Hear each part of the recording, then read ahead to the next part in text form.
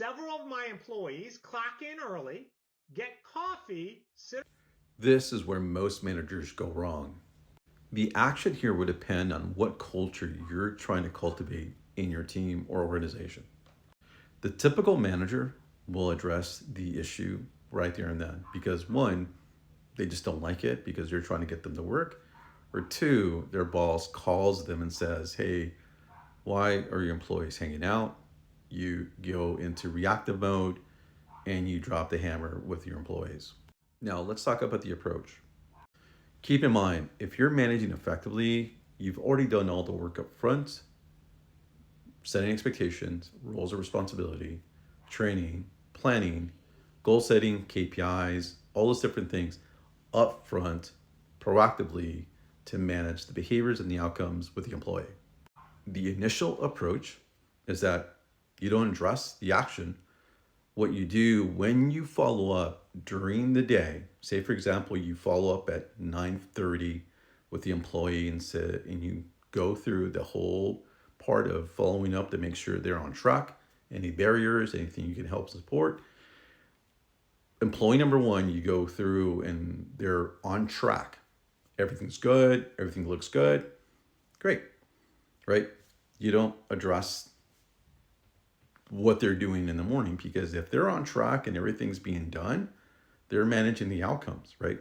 It doesn't make sense to address them spending 10 minutes doing whatever.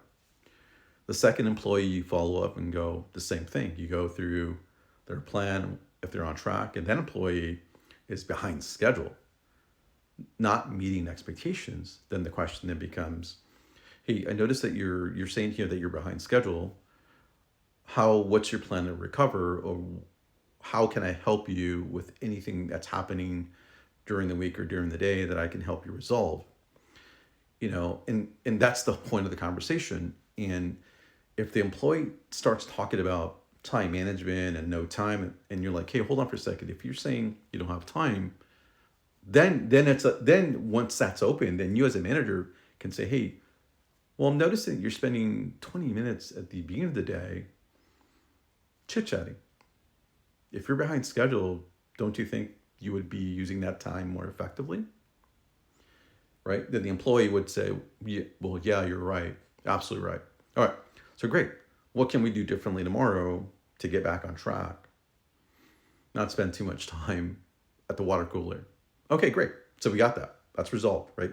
Because here's the thing. Once the employee understands and owns that, remember, you're trying to create a culture of owner accountability, right? So you indirectly address that and go, yeah, okay, great, I get it. But, and they address it. They go, great, boss, I'm going to do that differently. Now, if the employee does not bring that up, then it's up to you to say, hold on for a second.